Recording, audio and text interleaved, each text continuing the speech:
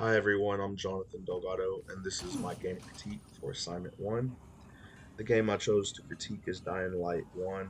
Although initially Dying Light 2 was the game that caught my eye, I chose to play this game series in order, the correct way if you ask me. First off, I have to say I'm a zombie fan when it comes to games, so titles like Dead Island, Resident Evil, Days Gone, and of course Dead Rising are all times favorites of mine. With that being said, Dying Light was not a game I really cared for, and I had such high hopes for it too. Alright, well, let's get into it. I think I'm going to start with the dislikes and then bring the title back up with all the likes. First off, I really didn't care for the movement and mechanics of the character. It was a sort of parkour way you moved around the top of buildings on the map and whatnot. Definitely a different type of movement for a zombie game compared to the usual titles I've played in the past. Um, Another thing I found annoying was the weapon system and how easy it was to damage or destroy your weapon on just few enemies. I mean, that was really annoying having to go fix your weapon after just a few whacks at one enemy. But whatever. The zombies. It seemed like every time I would clear out a group of zombies, the exact group would spawn behind me.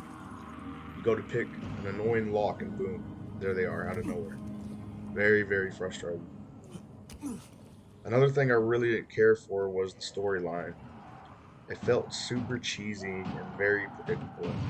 I love a good horror slash thriller game that is filled with surprise and suspense in it. This was not that for a long shot.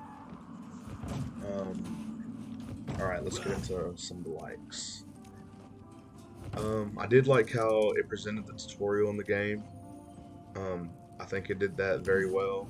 It was a simplified and easy piece of gameplay to help the player adjust.